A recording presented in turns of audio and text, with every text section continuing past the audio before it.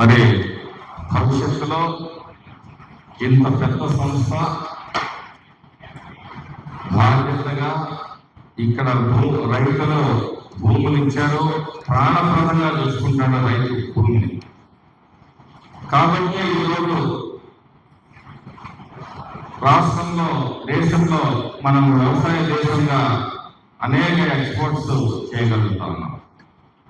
వాళ్ళ సమస్యల్ని సానుభూతితో అర్థం చేసుకోవాలి. పెద్ద మనసుతోటి ఈ చిన్న చిన్న విషయాన్ని కూడా కాలయాపన చేయకుండా మీరు పరిష్కారం చేయాలని చెప్పేసి కోరుతూ